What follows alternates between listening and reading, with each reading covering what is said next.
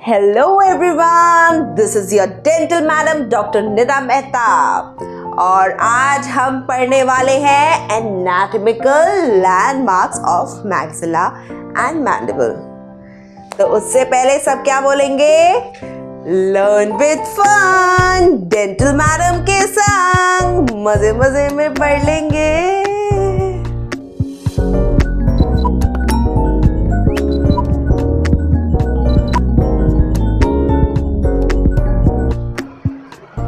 तो जैसे कि मैंने बताया कि आप एनाटॉमिकल लैंडमार्क्स पढ़ने वाले हैं, तो आपको पता होना चाहिए कि एनाटॉमिकल लैंडमार्क्स आप क्यों पढ़ रहे हैं। बात तो सही है। ठीक है, तो एनाटॉमिकल लैंडमार्क्स आप क्यों पढ़ रहे हैं, उनके पीछे रीजंस ये हैं कि भाई इतना पढ़ाया जा रहा है फर्स्ट ईयर में, कोई तो वजह होगी ना।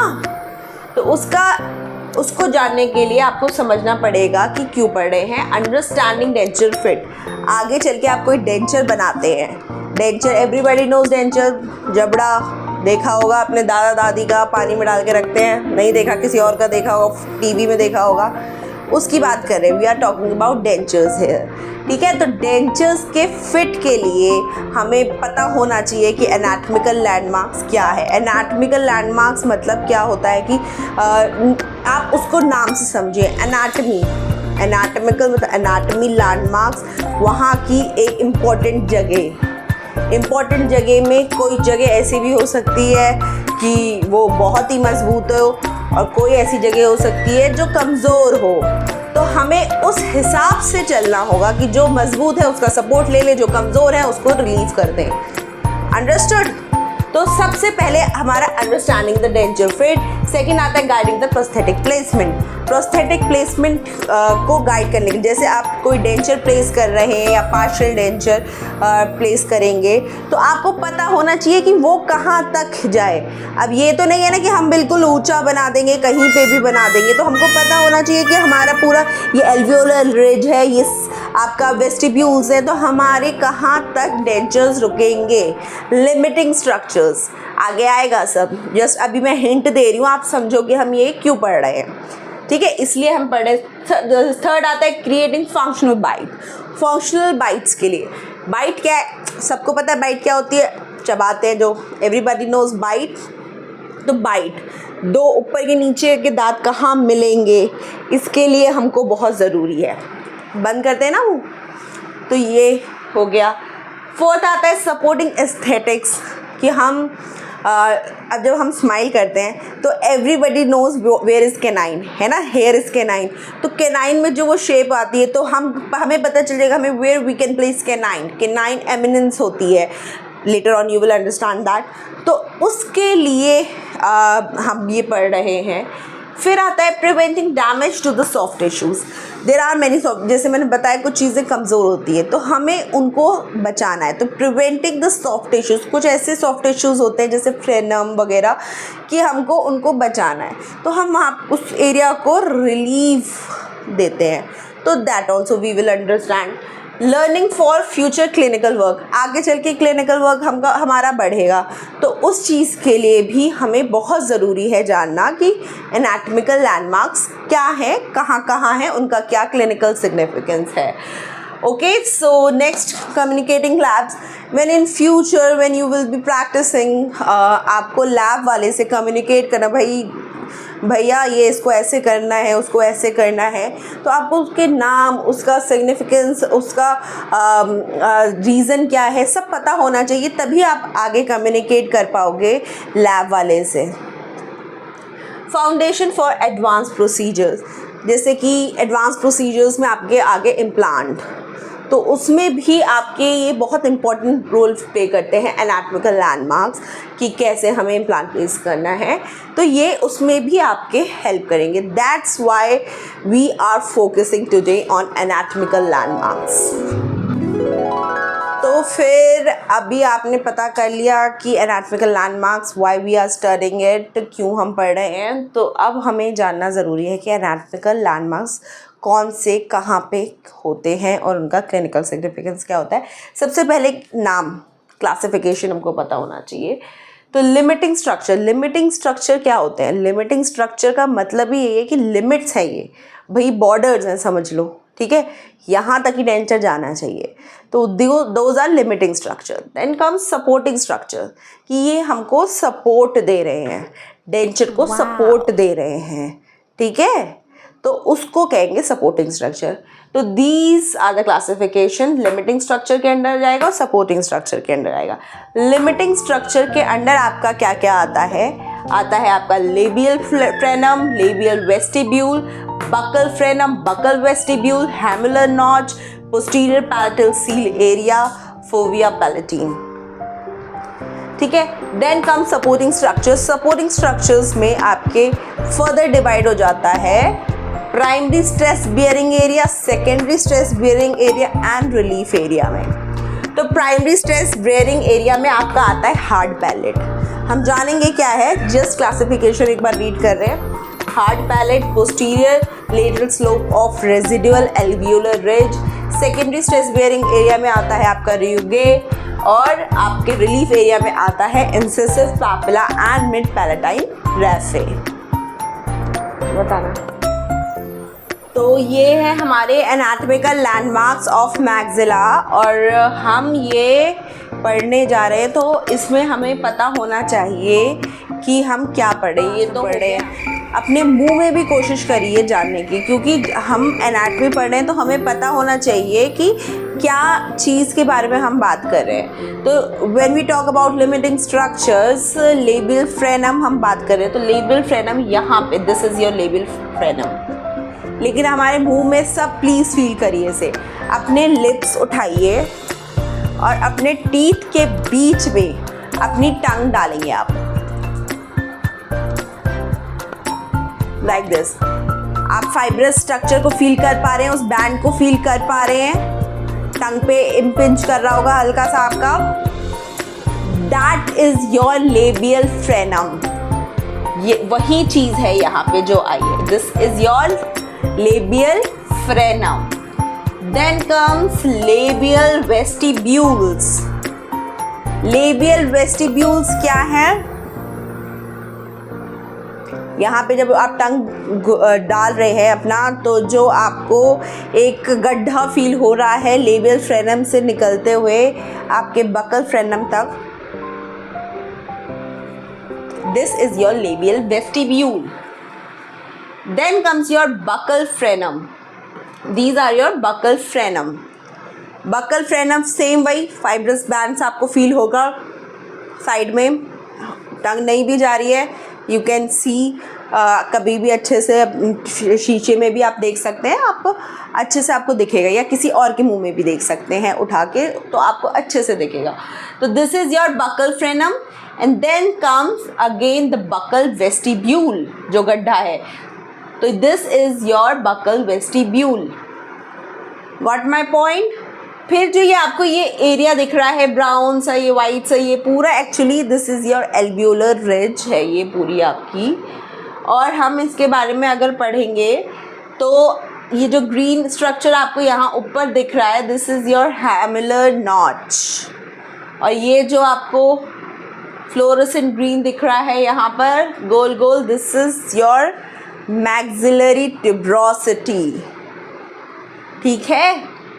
तो ये चीज़ पीछे है, बहुत फील करना मुश्किल होगा, लेकिन इमेजिन करना इजी होगा। Imagination, it's all about imagination. Just think कि आप मुंह के अंदर ही बैठे हो and you are watching it, ठीक है, और दूसरे के मुंह में देख के बसा लो ये, अगर खुद के मुंह में नहीं कर पा रहे हो, देख नहीं पा रहे हो तो this is your posterior palatal seal, ये जो दिख रही है आपको, ठीक है। Limiting structure again what I was telling you, कि यहाँ तक आपके डेंचर जाना चाहिए, तो पीछे पोस्टीरियर पैलेटल सील तक जाना चाहिए, यहाँ बकल वेस्टिब्यूल तक आपका पूरा लेबियल वेस्टिब्यूल कवर होना चाहिए। आपके ये जो फ्रेनम्स हैं इनको आपको रिलीव करना पड़ेगा, क्योंकि दीज आर फाइब्रस बैंड। अगर आप इस पर इम्पिंज कराओगे अपना डेंचर तो पेशेंट को पेन फील हो सकता है, अल्सरेशंस भी हो सकती हैं। तो इसलिए हमें पता होना चाहिए कि what we are doing, these are the limiting, यहाँ तक आपका डेंचर जाएगा। This 2 dots which you can see, this is fovea palatine. तो ये भी आपको पता होना चाहिए कि this is your fovea palatine. Oh my God, light आ रही है, आएगी। भागने का नहीं, कहीं यहीं पे रुकने का, देख के आ गई। ठीक है, फोविया पैलेटीन है ये, this is your posterior palatal seal area. ठीक है, आपको लिमिटिंग स्ट्रक्चर पता चल गए, बाउंड्रीज पता चल गई हैं हमें। क्यों? सबको याद हो गया? चलो सब एक साथ मेरे साथ बोलेंगे, what is this? Labial frenum. What is this? Labial vestibule. What is this? Buccal frenum. What is this? Buccal vestibule. This is habular notch. This is posterior palatal seal. This is fovea palatine. Very good. Clapping for you and me too. तो अब हमने limiting structure पढ़ लिया, अब हम पढ़ेंगे supporting structures. Supporting structures में क्या आता है? आपका प्राइमरी स्ट्रेस बेयरिंग एरिया आपका क्या है? हार्ड पैलेट, और दूसरा है posterior lateral slope of alveolar residual alveolar ridge, posterior lateral slope. तो पोस्टीरियर मतलब आपको ये जो वर्ड्स हैं इनसे फेमिलियर होना बहुत ज़रूरी है। एंटीरियर, पोस्टीरियर, सुपीरियर, इंफीरियर, ये सब चीज़ें आपको काम आती ही रहेंगी, क्योंकि बहुत आगे चल के सेम चीज़ आपके आएगी। बकल, जैसे बकल हो गया तो बकल एक साइड होती है, एक फेसिंग एरिया होता है, तो उसको आपको पता होना चाहिए what is buccal, what is labial. तो ये सारी टर्म्स आपको याद होनी चाहिए। When we are talking about posterior lateral, posterior मतलब पीछे, lateral मतलब साइड में। तो posterior लेटरल मतलब पोस्टीरियर मतलब पीछे, लेटरल मतलब साइड में, स्लोप्स मतलब जैसे आप फिसल रहे हो कहीं से, स्लोप आपकी स्लाइड्स होती है वो भी इसमें स्लोप्स होते हैं, तो वो सब याद रखना है। Posterior lateral slope of alveolar ridge, तो हम पीछे गए, साइड में गए और स्लोप्स पे गए, और ये आपका क्या हो गया? Supporting primary stress bearing. Hard palate आपका क्या है? This is your hard palate पूरा, तो हार्ड पैलेट ये है, तो this is your hard palate, this is primary stress bearing area. Then we come to secondary stress bearing area, जो कि आपका होता है एंटीरियर पैलेटाइन रियूगे। तो rugae, this is your rugae, this you can feel in your mouth. What you have to do? This is your incisor, incisor के पीछे जाइए, दोनों साइड्स में आपको एक स्ट्रक्चर फील होगा जो कि खुरदुरा सा है, दैट इज रियूगे। जो ऊपर नीचे ऐसे ऐसे छोटा छोटा फील हो रहा है आपको, दैट इज रियूगे। तो this is secondary stress bearing area. Maxillary tuberosity, this is also your supporting structure. Got my point? Then comes relief area. What is relief area? Relief area होता है कि हमको उसको छोड़ना होगा, उसको प्रोटेक्ट करना होगा, उसको बचाना होगा, और वो क्या है? Incisive papilla. This is your incisive papilla. दो दांत के सेंट्रल इंसाइजर्स के बीच में जो गम एरिया आता है वो होता है इंसिसिव पैपिला। तो यहाँ पे आपके इंसाइजर आ गए, this is your incisor. Canine eminence, आप देखोगे कि थोड़ा सा उठा हुआ है साइड में जहाँ पे कैनाइन्स लगते हैं, तो वो कैनाइन एमिनेंस को भी हमको प्रोटेक्ट करना पड़ता है, अदरवाइज़ वहाँ पे भी अल्सरेशन होने के चांसेस होते हैं अगर हम उन्हें रिलीफ ना करें डेंचर लगने के बाद। तो ये हमारा हो गया incisive papilla, canine eminence and mid palatine raphe. Mid palatine raphe is this, the orange area which you can see, this is palatine raphe. We have to relieve this also. तो सबको लर्न हो गया ये क्या है? This is rugae, anterior palatine rugae, ये हमने सबने फील किया। ठीक है, this is mid palatine raphe, this is incisive papilla. Incisive papilla को क्या करेंगे? रिलीव। और किसको रिलीव करेंगे? Canine eminence. और किसको रिलीव करेंगे? Mid palatine raphe. Supporting structure क्या हुआ आपका? Rugae, maxillary tuberosity, hard palate. ये तो सेकेंडरी हो गया, प्राइमरी हो गया आपका hard palate. Posterior lateral slope of residual alveolar ridge. याद हो गया लर्न? हमें पता भी होना चाहिए कि ये सब चीज़ें हम जो पढ़ रहे हैं वो क्या है। अगर हम कुछ बोल रहे हैं एनाटॉमिकल वर्ड्स, वो क्या मतलब होता है। तो एल्वियोलर रिज, रेसिडुअल रिज आपके जो पढ़ाई है उसमें बार बार आएगा, तो आपको पता होना चाहिए कि ये क्या है। Residual ridge is the remnant of the alveolar process where originally contain sockets for natural teeth. तो रेसिडुअल जो रिज होती है, रिज क्या होती है मैं आपको दिखाती हूँ फोटो में, मुंह के अंदर, ये मुंह के अंदर का होता है, this is your residual ridge, जिसके अंदर दांत लगे हुए होते हैं। अगर दांत निकल जाते हैं दैट इज़ ओनली रिज, जिसमें सॉकेट्स होते हैं ना दांत के, वो तो आप अपना फील भी कर सकते हैं रिज को। तो this is your alveolar ridge. Then comes the hard palate. Hard palate आपको कई बार सुनने को मिलेगा। हार्ड पैलेट ऊपर का जो तालू होता है ना, आपको ये बात बोलनी पड़ेगी if you are in college. जाएंगे आप पेशेंट को कि तालू पे ज़बान लगाइए, तालू पे ज़बान लगाइए ना, तो ये सारे वर्ड्स आपको सीखने पड़ेंगे क्योंकि उनको नहीं समझ में आएगा कि हार्ड पैलेट पे अपनी टंग लगाइए, ठीक है। तो दिस डिफ़िकल्ट। तो यू शुड इमेजिन कि हम क्या बात कर रहे हैं। तो दो दांत के बीच में आप सेंट्रल इंसाइजर के बीच में टंग लगाइए तो आपको आप एक उठा हुआ स्ट्रक्चर फील होगा, दैट इज़ इंसिसिव पैपिला। दो इंसाइजर के बीच में जब आप अपना टंग लगाते हैं तो आपको फील होता है incisive papilla, that is incisive papilla. और उसका सिग्निफिकेंस क्या है कि we have to relieve it, क्योंकि उसके अंदर न्यूरोवैस्कुलर बंडल्स हैं। Neurovascular, neuro is nerve, vascular आपके सारे ब्लड वेसल्स हैं। तो आपके सारे ब्लड वेसल्स हैं, नर्व्स हैं, तो हमको उसको प्रोटेक्ट करना ज़रूरी है। अदरवाइज़ क्या होगा कि हम जब उस पर इतना हार्ड प्रेशर देंगे तो इंजरी हो जाएगी। दबाव देते रहेंगे लंबे समय तक, तो क्या हो जाएगा कि वो काम करना बंद कर देगी। जब वो काम करना बंद कर देंगे, वहाँ का जो टिश्यू है उसका ब्रेक डाउन हो जाएगा, वो टिश्यू अपना काम करना बंद कर देगा। इसलिए हम प्रेशर्स नहीं देते हैं नर्व्स पे। नर्व पे ज़्यादा प्रेशर देने से पेरेस्थीसिया भी हो सकता है। पेरेस्थीसिया क्या होता है कि आपने इसको समझ लीजिए पैरालिसिस। पैरालिसिस तो सबने सुना होगा ना, पैरालिसिस तो वहाँ का समझ लीजिए काइंड ऑफ पैरालिसिस हो जाता है। वहाँ की नर्व काम करना बंद कर देती है, तो जहाँ जहाँ पे वो सप्लाई करती है वहाँ का स्ट्रक्चर काम करना बंद कर देता है, वहाँ का टिश्यू काम करना बंद कर देता है। इसलिए we have to relieve that area. This is the reason behind relieving the incisive papilla. See edentulous patient में देखो, मैंने आपको बताया था ना, दो दांत के बीच में टंग लगा रहे हैं, कहाँ पे फील हो रहा है, this is the area, this is the area. आप अभी भी लगा के फील कर सकते हैं, तो दिमाग में बसा रहेगा आपके कि इंसिसिव पैपिला क्या है, आपके दो सेंट्रल इंसाइजर के बीच में, this is your central incisive papilla.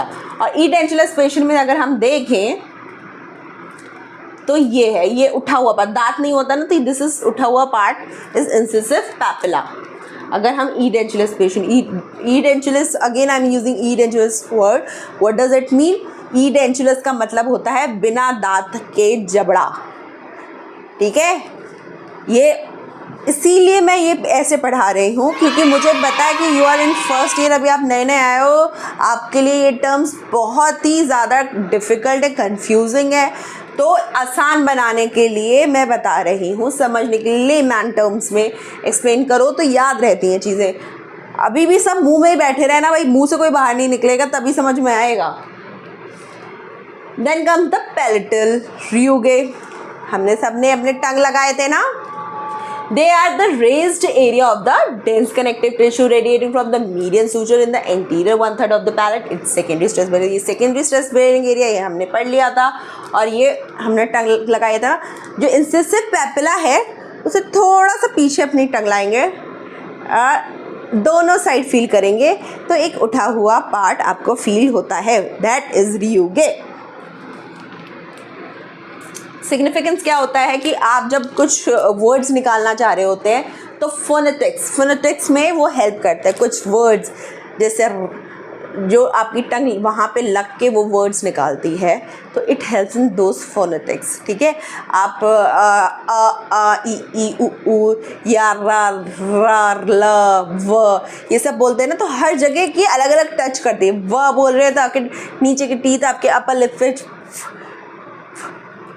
Touch कर रहे हैं, तो वैसे ही आपके ड्यूगे पे भी टच करके there are many alphabets which comes out. तो उस चीज़ के लिए ड्यूगे इम्पॉर्टेंट है। A increases the surface area, और सरफेस एरिया इंक्रीज़ करता है। जब हम सरफेस एरिया इंक्रीज़ करने की बात करते हैं तो क्या मतलब है कि एक सरफेस है, उसका एक एरिया है।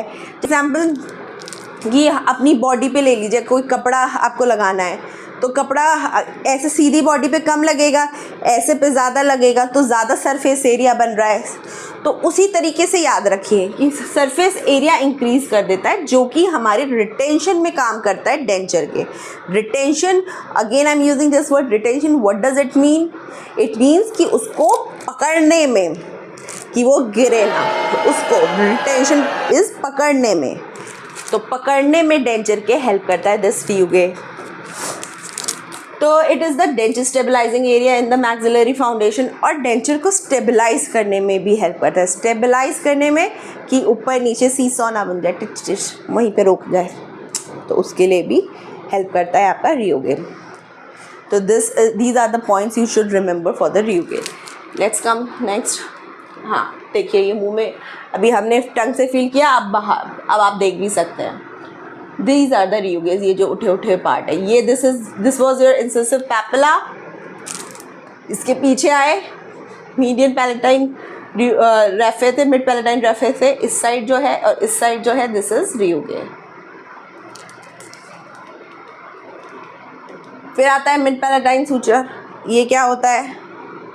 ये आपका इंसिसिव पैपिला से distal end of hard palate पे जाता है, पीछे तक जाता है, ठीक है। इसको रिलीव करना बहुत ज़रूरी है, क्योंकि ये क्या करता है, आपका एक इक्विलिब्रियम, एक बैलेंस बनाता है, किसमें? रेजिलिएंट और नॉन रेजिलिएंट टिश्यूज़ में। सबको याद रहेगा मिड पैलेटाइन रेफे हम क्यों रिलीव कर रहे हैं? इसलिए रिलीव कर रहे हैं कि वो एक बैलेंस बना दे रेजिलिएंट और नॉन रेजिलिएंट टिश्यूज़ में।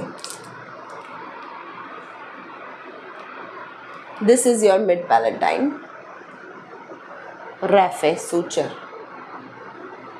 अगर आप उसको बोन की तरह इमेजिन करेंगे, देखिए ये रहा, this is your mid palatine raphe. ये हमने देखा था कहाँ पे है? मैक्सिलरी ट्यूबरोसिटी के पीछे लाई करता है हेमिलर नॉच, वो हमारा लिमिटिंग स्ट्रक्चर है, वहाँ तक हमारा डेंचर जाना चाहिए फॉर बेटर रिटेंशन, ठीक है। Located by the T burnisher. T burnisher से क्यों हम देखते, टी बर्नेशर जैसे हमने बताया, टी बर्नेशर ऐसे होता है, टी ज़्यादा आप हेमिलर नॉच से ज़्यादा आप अपना डेंचर बढ़ाते हैं, तो डेंचर जो है वहाँ पे रिटेंशन में उसकी परेशानी आ जाएगी, वो नहीं रुकेगा। तो इसलिए हमें पता होना चाहिए कि यहीं तक हमने जाना है, इससे आगे ऐसे पीछे नहीं जाना है। ये देखो, दिस इज़ मैक्सिलरी ट्यूबरोसिटी, और इसके पीछे जो ये है, दिस इज़ योर हेमिलर नॉच। यहाँ तक हमारा डेंचर आना है। फिर आती है हमारी मैक्सिलरी ट्यूबरोसिटी। मैक्सिलरी ट्यूबरोसिटी का क्या है? This is your supporting structure, और आता है क्योंकि ये अच्छा खासा मोटा बोनी एरिया होता है, और ये इम्पॉर्टेंट होता है। आप जब इवन आप रेडियोग्राफ वगैरह लेते हैं तो आपका ये जितना भी स्ट्रेस होता है आपके डेंचर पे आता है, वो डिसिपेट करने में हेल्प करता है, वो ले लेता है ये, ठीक है। तो दिस यू शुड रिमेंबर कि रिटेंशन में भी हेल्प कर रहा है, ये आपके स्ट्रेस भी बेयर कर रहा है। और सबको याद रहेगा कि कहाँ पे है। ये देखो, ये जो सूचर्स लगे हैं, यहाँ पे टाके लगे हुए हैं, ये हमने मैक्सिलरी ट्यूबरोसिटी पे दे रखे हैं। This is your maxillary tuberosity. फिर आता है फोविया पैलेटिना। फोविया पैलेटिन क्या होता है? These are the remnants of ducts of coalescence. तो ये याद रखना कि ये रेमिनेंट हैं डक्ट्स ऑफ कोलेसेंस के, ठीक है। धीरे धीरे आप आगे बढ़ेंगे तो आपको और अच्छे से समझ में आएगा, अभी इतना काफ़ी है। ये कहाँ पे प्रेजेंट होते हैं? मिड लाइन में प्रेजेंट होती है। हमने देखा था 2 डॉट्स जो फोविया पैलेटिना के, वो सिग्निफिकेंस इसका ये भी आ गया है यहाँ पे फोविया पैलेटिना का, कि आपको अगर वहाँ पे पेशेंट को बहुत ज़्यादा सलाइवेशन हो रही है, तो आप उस एरिया को 2 छेद बना के अपने डेंचर में वहाँ पे फोविया पैलेटिना छोड़ सकते हो, वरना क्या होगा, इतना सलाइवा इकट्ठा होगा कि डेंचर डिस्प्लेस होता रहेगा। तो अगर हम उसमें थोड़ा सा छेद दे देते हैं तो वो वहाँ पे एक सक्शन बिल्ड करे रखता है, एक्स्ट्रा सलाइवा बना के उसको डेंचर को डिस्प्लेस नहीं कर। पेरिफेरल लिमिटिंग एरियाज, लेबियल फ्रेनम, हमने लेबियल फ्रेनम के बारे में जाना था, ऐसे टंग लगा के, ठीक है। हम क्यों इसको क्या करेंगे? इसको रिलीफ देंगे। अगर हम रिलीफ नहीं देते हैं तो पेशेंट को अल्सरेशन की भी प्रॉब्लम हो सकती है और धीरे धीरे यहाँ पे एक्स्ट्रा प्रेशर लगने की वजह से पेशेंट को बहुत डिस्कम्फर्ट भी फील हो सकता है। तो इसका सफिशिएंट ये कहिए कि आपको रिलीफ देना है, sufficient relief should be given during the final impression procedure and in completed processes also. जब हम प्रोसेसेस कंप्लीट तो हम एक वहाँ पे लेबल फ्रेनम में एक कट दे देते हैं कि वहाँ पे लेबल फ्रेनम ईजिली लाई डाउन करे, उस पर कोई डायरेक्ट प्रेशर ना आए आपके डेंचर के मटीरियल का, ठीक है। अदरवाइज पेन डिसलॉजमेंट ऑफ डेंचर हो सकता है। During the impression procedures the lip should be stretch horizontal outward for the proper recording करने के लिए हमें ये ऐसे करके दिस मोशन, ऐसे जब हम रिकॉर्डिंग कर रहे होते हैं ना तो ये मोशन देके हम लेबियल फ्रेनम अच्छे से रिकॉर्ड कर सकते हैं। If the frenum is attach close to the crest of frenectomy is, अब फ्रेनेक्टमी ये तो अब आगे की बात आ गई, फ्रेनेक्टमी वगैरह अभी हमें इतना डीप नहीं जाना, we will learn about frenectomy later on. ये होता है कि थोड़ा नीचे से यहाँ से पैपुला से आपका डैश होता है तो हमें कट भी देना पड़ता है, तो हमें सर्जरी भी करनी पड़ती है। This is your labial frenum. ये देखो मुंह के अंदर जो मैंने आपको टच करने को कहा था, दांत, लिप्स और दांत के बीच में टंग से, this is your labial frenum. Then comes the labial vestibule. Labial vestibule की बाउंड्रीज आपको पता चल गया कि वो लेबियल फ्रेनम से शुरू होगी बकल फ्रेनम तक। एंटीरियरली वो लेबियल फ्रेनम से होगी और posteriorly, anteriorly again I am saying anterior posterior, anterior मतलब आगे, पोस्टीरियर मतलब पीछे, एंटीरियर पोस्टीरियर, ठीक है। तो एंटीरियरली हम कहाँ से शुरू कर रहे हैं, लेबियल फ्रेनम से, और पोस्टीरियरली बकल फ्रेनम तक, तो वो है आपका लेबियल वेस्टिब्यूल, ठीक है। लेबियल वेस्टिब्यूल तक हमारा डेंचर लाई करना चाहिए।